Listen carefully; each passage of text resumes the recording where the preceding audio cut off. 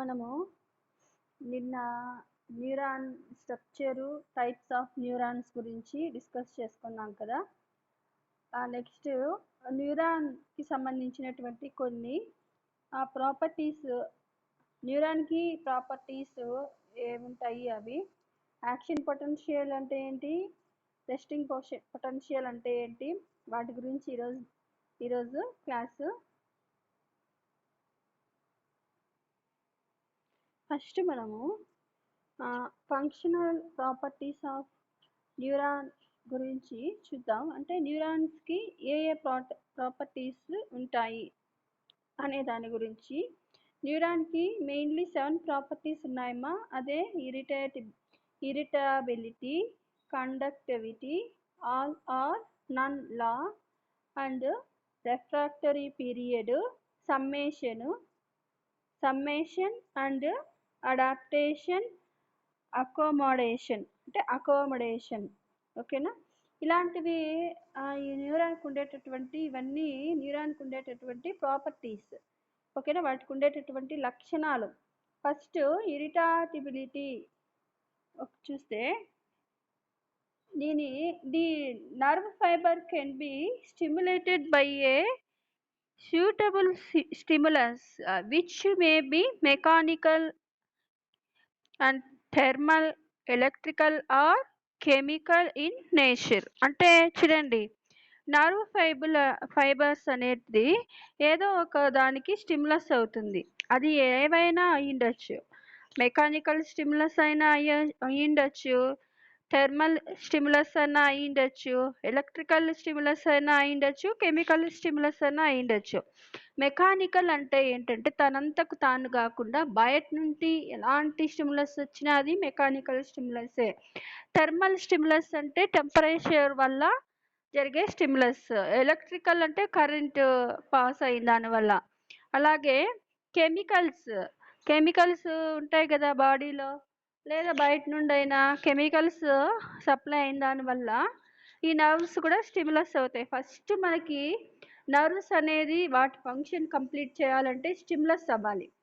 ఆ స్టిమ్యులస్ అయితేనే ఇంపల్స్, అంటే ఏమన్నా సరే ఇచ్చినటువంటి మెసేజెస్ని ఒక చోటు నుంచి ఒక చోటుకి ట్రాన్స్పోర్ట్ చేయగలదు కదా. ఫస్ట్ అనేది ఎలా ఉండాలి, అది ఇన్యాక్టివ్ స్టేజ్ నుంచి యాక్టివ్ స్టేజ్ లోకి రావాలి. దీన్ని ఏమంటారంటే స్టిమ్యులస్ అంటారు. Next one conductivity. The nerve impulse also conducted along the nerve fibril normally in one direction only. The conduction velocity depends upon the diameter of the nerve fiber. That is, thinner fiber slow higher velocity. In 5 kilothermic animals, velocity is lesser than the homeothermic animals. అంటే చూడండి, మీకు ఈ జనరల్గా nerve fibre అనేది ఒక direction నుంచి మాత్రమే impulse తీసుకెళ్తుంది. ఆల్రెడీ మనం నిన్న చెప్పుకున్నాము. న్యూరాన్స్లో ఏ విధంగా అది ఆ ఇంపల్స్ ఎలా అవుతుంది అంటే డెండ్రైట్స్ నుంచి సెల్ బాడీకి, సెల్ బాడీ నుంచి యాక్సాన్కి, యాక్సాన్ నుంచి టీలోడెండ్రైట్స్కి, మళ్ళీ నెక్స్ట్ ఆ కింద నెక్స్ట్ ఇంకా వేరే నర్వ్కి సంబంధించిన డెండ్రైట్స్కి, ఇట్లా ఒక డైరెక్షన్లో మాత్రమే వెళ్తుంది. కింద నుండి పైకి అట్లా వెళ్ళదు. ఇలాంటి డైరెక్షన్లో మాత్రమే వెళ్తుంది అనమాట. కానీ ఇంకొక మెయిన్ ఏంటి అంటే, ఈ జనరల్గా ఈ నర్వ్ ఫైబర్ ఏదన్నా ఇంపల్స్ క్యారీ చేస్తూ వెళ్తుంది కదా, అది ఎలాంటి నర్వ్ ఫైబర్స్ ఫాస్ట్గా ఈ ఇంపల్స్ని తొందరగా ట్రాన్స్పోర్ట్ చేయగలవు అంటే వేటికైతే డయామీటరు ఎక్కువ ఉంటుందో అవి. డయామీటరు అంటే ఏంటి, వెడల్పు కదా. అంటే స్వాన్ సెల్స్ ఒక లేయర్ ఉంది, అలాగే ఎండోన్యూరియము, ఇట్లా 2-3 మైలిన్ షీట్, ఇట్లా 3 లేయర్స్ ఉన్నాయి కదా. అంటే ఏమైంది, డయామీటర్ పెరిగింది. వీటిల్లో మైలిన్ లేకపోతే డయామీటర్ తగ్గుతుంది. దేంట్లో అయితే కనుక డయామీటర్, ఏ నర్వ్కి అయితే డయామీటర్ బాగా ఎక్కువగా ఉంటుందో అలాంటి ఇంపల్స్ని ఇవి తొందరగా పాస్ చేస్తాయి. అలాగే మనకు ఇక్కడ చెప్పుకున్నటువంటి ఎగ్జాంపుల్స్కు పాయికిలోథెర్మిక్ అనిమల్స్ అంటే శీతల రక్త జీవులు అంటారు కదా. ఈ పాయికిలోథెర్మల్ అనిమల్స్లో వెలాసిటీ అనేది తక్కువ. అంటే నర్వ్ని ట్రాన్స్పోర్ట్ చేసేటటువంటి శక్తి వీటికి తక్కువ. అలాగే all or none law, all or none రా.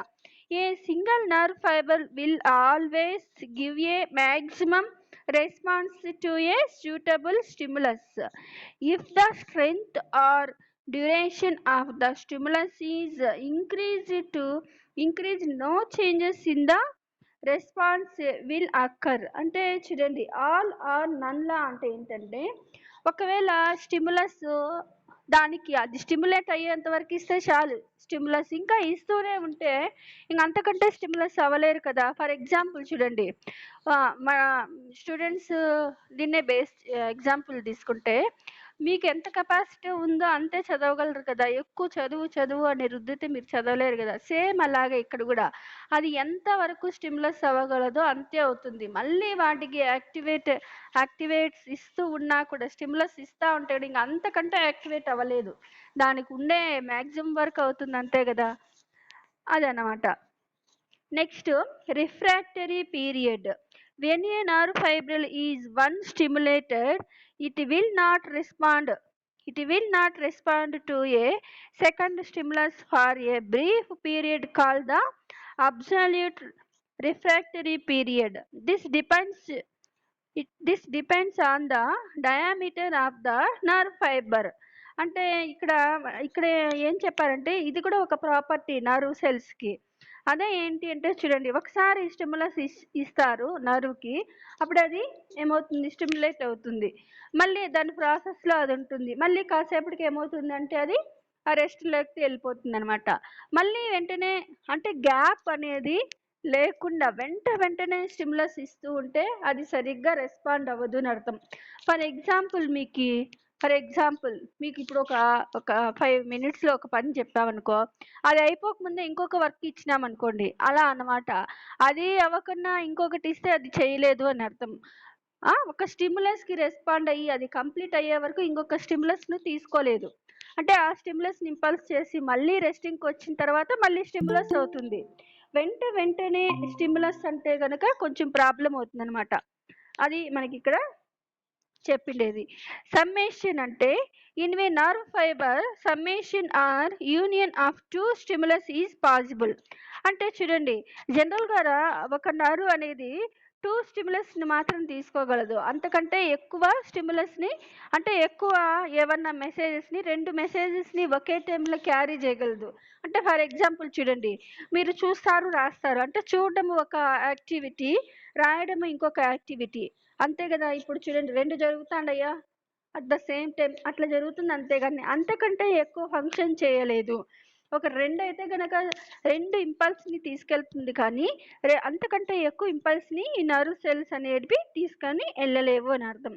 Adaptation. Next one, adaptation. A nerve fibre is not excited during the passage of the constant current because of it's adaptability.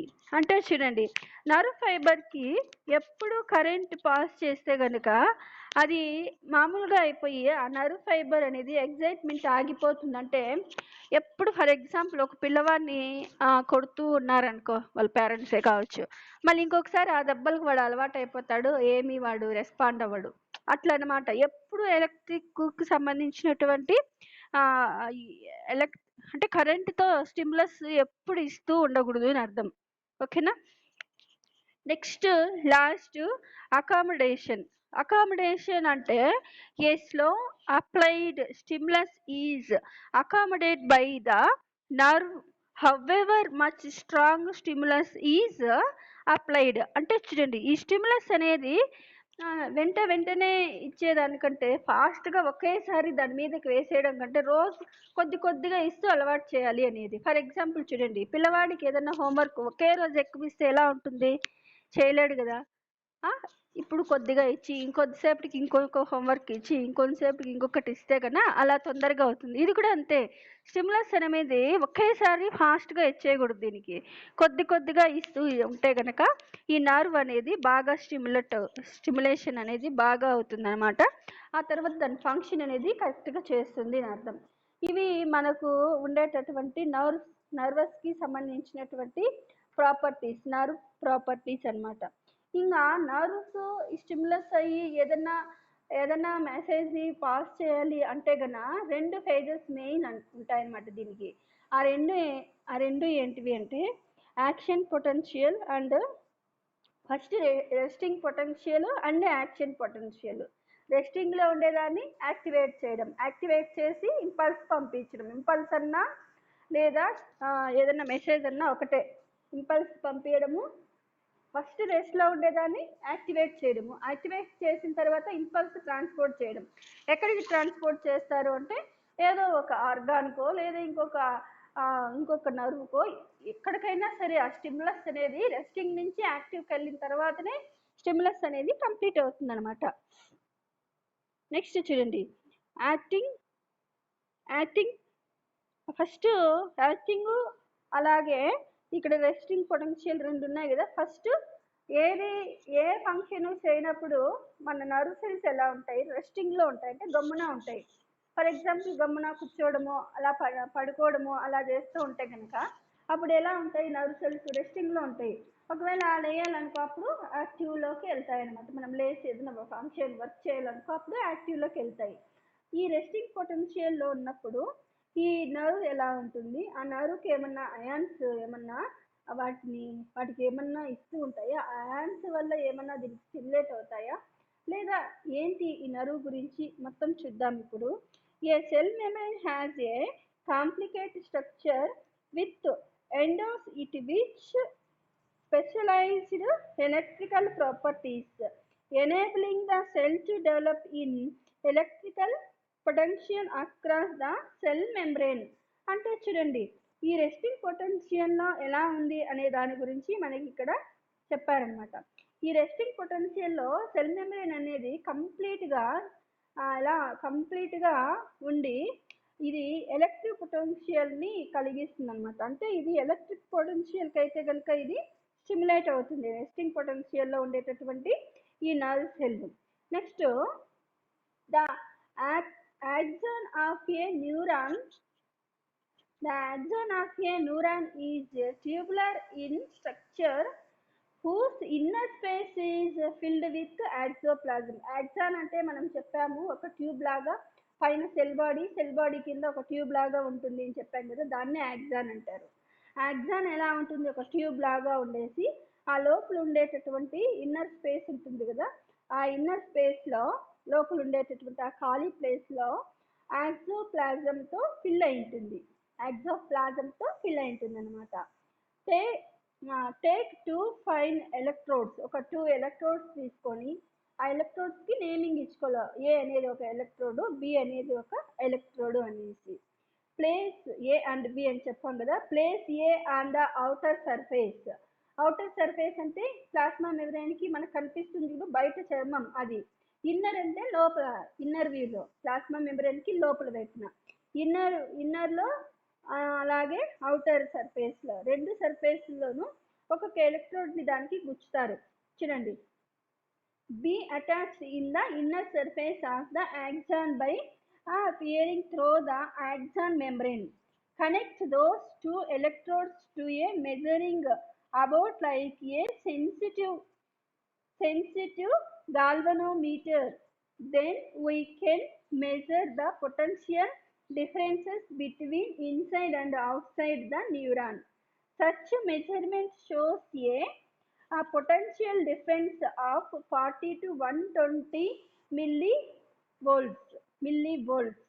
Okay na? The outside of the cell is positive with respect to the inside. This potential difference is called resting potential. చూడండి అమ్మా, ఇందాక మేము చెప్పుకున్నాము లోపల ఉండే ఖాళీ ప్లేస్లో యాక్సోప్లాజంతో fill అయి ఉంటుంది. ఒక 2 ఎలక్ట్రోడ్స్ని తీసుకొని దానికి నేమింగ్ ఏ ఎలక్ట్రోడ్ బి ఎలక్ట్రోడ్ అని నేమ్ చేసుకొని, ఏ ఎలక్ట్రోడ్ని అవుటర్ లేయర్కి, బి దాన్ని ఇన్నర్ సైడ్లో దానికి ఇలా అటాచ్ చేయాలన్నమాట. ఇక్కడ పొటెన్షియల్ని ఇప్పుడు ఈ రెండు ఎలక్ట్రోడ్స్కి ఒక గాల్వనోమీటర్కి కనెక్ట్ చేయాలి. అప్పుడు ఏమవుతుందంటే యాక్సాన్కి బోత్ సైడ్ పొటెన్షియల్ని మెజర్మెంట్ చేయొచ్చు. ఎలా చేయొచ్చు అంటే చూడండి, పొటెన్షియల్ డిఫరెన్సెస్ అనేది కనిపిస్తుంది. ఎందుకు, పైన ఈ మెంబ్రేన్ ఉంది కదా, పైన మెంబ్రేన్కి పైన కొన్ని అయాన్స్ ఉంటాయి, మెంబ్రేన్కి కింద కొన్ని అయాన్స్ ఉంటాయి. జనరల్గా ఎలా ఉండాలి, రెస్టింగ్లో ఉండాలి అంటే దానికి ఎలాంటి పొటెన్షియల్ లేదు కదా, ఎలాంటి శక్తి లేదు కదా, ఎనర్జీ లేదు కదా, అప్పుడు జీరో ఉండాలి జనరల్గా అయితే, ఏం చేయలేదు కాబట్టి. కానీ అక్కడ కొంచెము ఈ పొటెన్షియల్ అనేది కనిపిస్తుంది. దేనివల్ల కనిపిస్తుంది అంటే అక్కడ అవుటర్ సర్ఫేస్లోను ఇన్నర్ సర్ఫేస్లోను కొన్ని అయాన్స్ అనేది బోత్ సైడ్స్ ఉంటాయి అన్నమాట. ఆ అయాన్స్ వల్ల రెస్టింగ్ ఫేజ్లో ఉన్నా కానీ దానికి కొంత ఎనర్జీ ఉంటుంది. ఓకేనా, అది ఎంతవరకు ఉండొచ్చు అంటే 40 నుంచి 120 ఉండొచ్చు అనమాట, మిల్లీ వోల్ట్స్ ఎనర్జీ అనేది దానికి ఉంటుంది. ఎందుకు 40 120 అంటే అయాన్స్ని బేస్ చేసుకొని, అంటే negative ions positive ions both sides ఉంటాయి కదా, వాటిని బేస్ చేసుకొని వీటికి పొటెన్షియల్ అనేది డిఫరెంట్గా ఉంటుందన్నమాట. ఓకేనా, నెక్స్ట్ చూడండి, అవుట్ సైడ్ ఎట్లుంటుందంటే ఎప్పుడు పాజిటివ్ అయాన్స్ ఉంటాయి, ఇన్నర్ సైడ్ ఎప్పుడు నెగిటివ్ అయాన్స్ ఉంటాయి. ఈ డిఫరెన్సెస్ వల్లనే 40 నుంచి 120 మిల్లీ వోల్ట్స్ వరకు వాటికి రెస్టింగ్ పొటెన్షియల్ అనేది ఉంటుందన్నమాట. దీన్ని ఏమంటారంటే రెస్టింగ్ పొటెన్షియల్ అంటారు. రెస్టింగ్ టైంలో ఉండేటటువంటి పొటెన్షియల్నే రెస్టింగ్ పొటెన్షియల్ అంటారు. ఆ రెస్టింగ్ పొటెన్షియల్ దేనివల్ల వస్తుంది అంటే అవుటర్ సర్ఫేస్లో కానీ ఇన్నర్ సర్ఫేస్లో కానీ ఉండేటటువంటి అయాన్స్ వల్ల వస్తుంది. జనరల్గా ఇందాక చెప్పుకున్నట్లుగా అవుటర్ సర్ఫేస్లో ఎప్పుడు పాజిటివ్ అయాన్స్ ఉంటాయి, ఇన్నర్ సర్ఫేస్లో ఎప్పుడు నెగిటివ్ అయాన్స్ ఉంటాయి అని మనకు తెలుస్తుంది. ఈ ఇన్నర్ సర్ఫేస్లో ఉండే అయాన్స్ వల్ల అవుటర్ సర్ఫేస్లో ఉండే అయాన్స్ వల్లనే ఈ నర్వ్ ఫైబ్రిల్కి కొంచెం పొటెన్షియల్ అనేది ఉంటుంది, అది రెస్టింగ్ ఫేజ్లో ఉన్నా కానీ. దాన్ని ఏమంటారంటే రెస్టింగ్ పొటెన్షియల్ అంటారు. ఓకే, నెక్స్ట్ చూడండి అమ్మా, నెక్స్ట్ దానికి వెళ్తే కనుక అదే యాక్షన్ పొటెన్షియల్.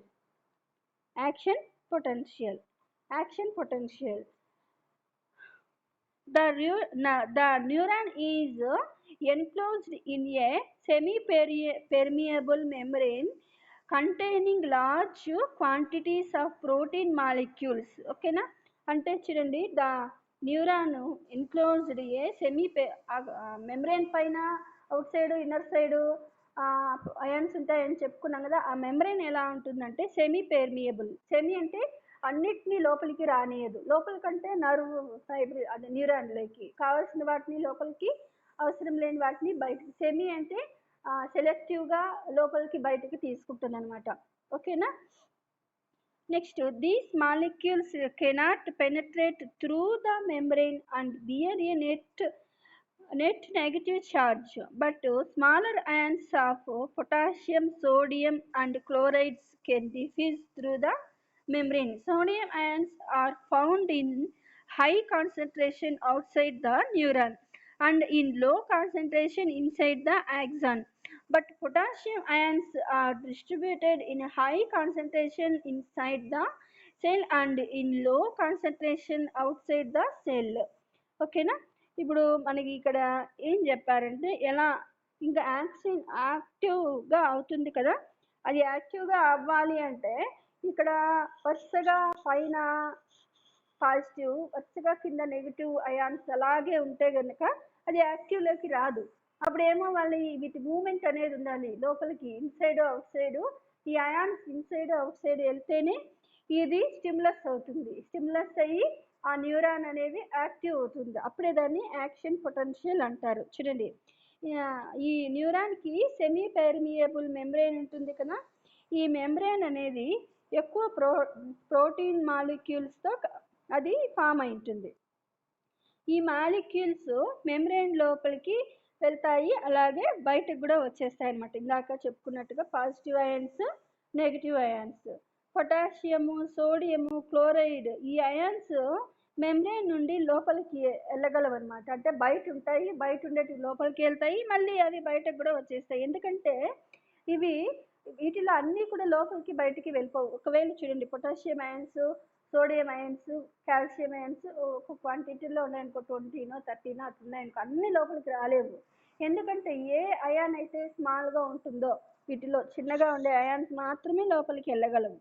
ఓకేనా, ఎక్కువ కాన్సన్ట్రేషన్ గల సోడియం అయాన్స్ ఉంటాయి కదా, ఇవి మెంబ్రేన్కి బయట లో కాన్సన్ట్రేషన్ సోడియం అయాన్స్ మాలిక్యూల్స్ అయితే కనుక మెంబ్రేన్ లోపల ఉంటాయి. కాన్సన్ట్రేషన్ అంటే ఎక్కువ నంబర్ ఆఫ్ ఎక్కువ నంబర్ ఉండేవి వైట్ ఉంటాయి. సోడియం అయాన్స్ కనుక చూస్తే మనము ఈ అవుటర్ మెంబ్రెయిన్లో ఎక్కువ ఏముంటాయి అంటే సోడియం అయాన్స్ ఉంటాయి. అదే మెంబ్రెయిన్కి ఇన్నర్ సర్ఫేస్లో చూస్తే కనుక సోడియం అయాన్స్ తక్కువ ఉంటాయి. కాబట్టి సోడియం కాన్సన్ట్రేషన్ ఇక్కడ తక్కువ, అక్కడ సోడియం కాన్సన్ట్రేషన్ ఎక్కువ అంటారు. కానీ పొటాషియం అయాన్ మాత్రము ఇన్నర్ సైడ్లో అయితే కనుక high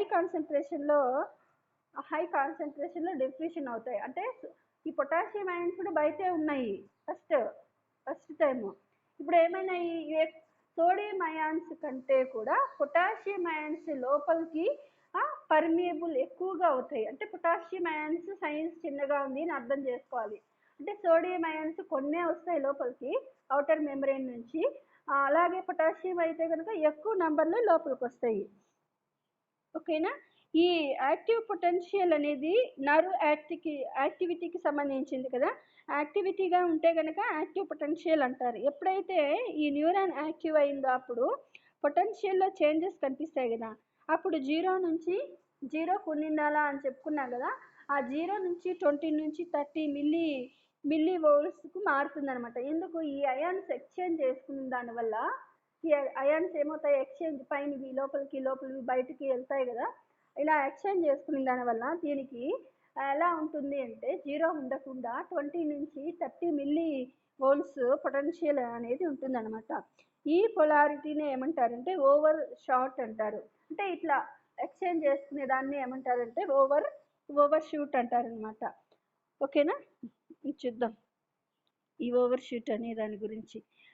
most familiar activity of the excited nerves is action potential. If any emergency sources is applied on the outer surface of the neuron, the equilibrium condition of the resting potential will be disturbed. Okay na, will be disturbed anta. When the neuron is excited, there is a marked change in the potential from the resting level to 0 and then to become 20 or 30 millivolts. This reversal of polarity is called overshoot. Suddenly the potential then reverts to the resting level. All these changes causes a action potential. This rise and fall of the action potential is called the spike potential. The short phase of the action potential before reaching the resting potential is called the negative after potential. The potential of the nerve which falls below the resting level is called the positive after potential. ఇందాక మనం చెప్పుకున్నాం కదమ్మా ఇది ఏంటి అనేసి, అదే over shoot అంటే ఏంటి అనేసి. ఇలా లోపలికి వస్తాయి కదా. ఎక్కువ ఏమొస్తాయి, పొటాషియం అయాన్స్ లోపలికి ఎక్కువ ఇన్నర్ సర్ఫేస్కి వస్తాయి, సోడియం అయాన్స్ కొద్దిగా మాత్రమే వస్తాయి కదా. ఇలా రావడం వలన ఏమవుతుంది, నర్వ్ అనేది కొంచెము అది నర్వ్ పొలారిటీ వస్తుంది. పొలారిటీ అంటే యాక్టివ్ అవుతుంది. దాన్ని ఏమంటారంటే ఓవర్ షూట్ అంటారు. ఆ తర్వాత ఏమవుతుందంటే పొటెన్షియల్ అనేది రివర్స్లో జరిగి రెస్టింగ్ లెవెల్స్కి కూడా వెళ్ళిపోవచ్చు. ఓకేనా. స్టిమ్యులస్ అనేది తక్కువ అయింది అనుకో, అప్పుడు ఏమవుతుంది, మళ్ళీ ఎక్స్చేంజ్ అయ్యేటివి మళ్ళీ ముందులాగా వచ్చేసి మళ్ళీ రెస్టింగ్లోకి అయినా వెళ్ళిపోవచ్చు ఈ నర్వ్ అనేది. ఇలా పొటెన్షియల్ పెరగడము తగ్గడము జరుగుతూ ఉంటుంది కదా. ఇది అక్కడ ఉండే అయాన్స్ పర్మియబిలిటీని బేస్ చేసుకొని ఈ ట్రాన్స్పోర్ట్ అంటే అయాన్స్ ఇన్నర్కి అవుట్ సైడ్కి ఇలా పర్మియబిలిటీ జరగడం వలన ఏమవుతుంది అంటే అక్కడ జరగడాన్ని ఏమంటారంటే స్పైక్ పొటెన్షియల్ అంటారు. రెస్టింగ్ లెవెల్కి చేరుకునే ముందు, రెస్టింగ్ లెవెల్ అంటే ఏంది, పొటెన్షియల్ మిల్లీ వోల్ట్స్ అనేది తగ్గిపోతూ ఉంది అనమాట. అలా తగ్గిపోవడాన్ని ఏమంటారంటే అలా ముందు తగ్గిపోవడాన్ని ఏమంటారంటే దీన్నే నెగటివ్ ఆఫ్టర్ పొటెన్షియల్ అంటారు. మళ్ళీ పొటెన్షియల్ లెవెల్స్ కానీ పెరిగితే అలా తగ్గిపోయి మళ్ళీ పెరుగుతాయి కదా.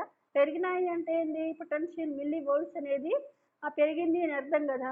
పెరిగింది అని అర్థం అంటే ఏంటి అంటే పొటాషియం అయాన్స్ ఎక్కువ లోపలికి రావడం, తక్కువ సోడియం అయాన్స్ తక్కువ రావడం. ఇలా జరిగింది అంటే దాన్ని ఏమంటారంటే పాజిటివ్ ఆఫ్టర్ పొటెన్షియల్ అంటారు. Positive after, negative after potential. అంటే నెగిటివ్ అంటే ఏంది, రెస్టింగ్ లేక్ వస్తే దాన్ని నెగిటివ్ అని, అలాగే యాక్టివ్లోకి వెళ్తే కనుక దాన్ని పాజిటివ్ ఆఫ్టర్ పొటెన్షియల్ అని అంటూ ఉంటారనమాట. ఓకేనా. నెక్స్ట్ వన్ చూస్తే కనుక the stimulus applied on the outer surface of neuron disturbs the delicate balance of positive and negative ions on the two sides of the neural membrane. This disturbance causes the sodium permeability to rise, resulting inward movement of sodium ions since the sodium concentration outside is high. Since the concentration of sodium ions is high outside and low inside, the potential outside tends to become negative. This causes the resting potential to fall. The fall in potential further increases the sodium ions permeability. The sodium permeability rises to its maximum in an extremely short time. During this period, sodium ions enters the cell అనమాట. Cell అంటే ఇదే neuron అని అర్థం. న్యూరాను ఇందాక stimulus అయితే గనుక న్యూరాన్కి membrane ఉంది అని చెప్పుకున్నాం కదా. ఆ మెమ్బ్రెయిన్ అవుట్సైడ్ సర్ఫేస్లో ఉండేది, ఇన్నర్ సర్ఫేస్లో ఉండే అయాన్స్ ఏమవుతాయి, డిస్టర్బ్ అవుతాయి, అంతే కదా. స్టిములస్ అయింది అంటే ఆ సెల్ మీద ఉండేటటువంటి అయాన్స్ ఏమైనా డిస్టర్బ్ అయినప్పుడు ఏమవుతాయి, సోడియం అయాన్స్ పర్మియబిలిటీ జరుగుతుంది. అలాగే పొటాషియం అయాన్స్ కూడా పర్మియబిలిటీ అనేది జరుగుతుంది. అంటే లోపలికి వస్తాయి, రెండు వస్తాయి. ఓకేనా. ఈ కాన్సన్ట్రేషన్లో డిఫరెన్స్ అనేది ఎక్కువగా ఉంది. ఏవి లోపలికి వచ్చినటువంటి సోడియం అయాన్స్, లోపలికి వచ్చినటువంటి పొటాషియం అయాన్స్ యొక్క డిఫరెన్స్ అనేది చాలా లోపలికి ఉంది, చాలా ఎక్కువగా ఉంది డిఫరెన్స్ అనేది. ఇలా వస్తుంటే కనుక అవుట్ సైడ్ వైపున నెగిటివ్ ఛార్జెస్ ఎక్కువగా ఉంటాయి. ఎందుకు చూడండి, సోడియం అయాన్స్కి ఎప్పుడు ప్లస్ ఛార్జ్ ఉంటుంది కదా, సోడియం ప్లస్ అని. ఆ ప్లస్ కొన్ని లోపలికి వచ్చేస్తే ఎన్ని లోపలికి వచ్చినాయో జనరల్గా ఈక్వలిబ్రియం అవ్వాలి, అన్ని పాజిటివ్స్ బయట వెళ్తాయి. ఓకేనా. ఎన్ని పాజిటివ్స్ లోపలికి వస్తే అన్ని నెగిటివ్స్ బయట వెళ్తాయి. అప్పుడు ఏమవుతుంది, ఒకవేళ ఇవి ఎక్కువ వస్తాయి కదా, పొటాషియం అయాన్స్ చాలా లోపలికి వస్తాయి కదా, అప్పుడు బయట ఏమున్నది, ఎక్కువ నెగిటివ్ ఛార్జ్ అనేది ఉంది. ఈ సమయంలో ఇప్పుడు ఏమవుతుందంటే రెస్టింగ్ నుండి యాక్షన్ పొటెన్షియల్కు చేంజ్ అవుతుంది అనమాట. ఆ తర్వాత ఏమవుతుందంటే సోడియం అయాన్స్ మళ్ళీ బయటకు పోవడం కూడా జరగచ్చు. మళ్ళీ సోడియం అయాన్స్ బయటకు వెళ్ళిపోయింది అంటే మళ్ళీ రెస్టింగ్లోకి వెళ్ళిపోతుంది ఆ నర్వ్ సెల్స్ అనేది. ఓకేనా. నెక్స్ట్ చూస్తే closely following the rise of sodium ions permeability of potassium permeability also rises above the normal level.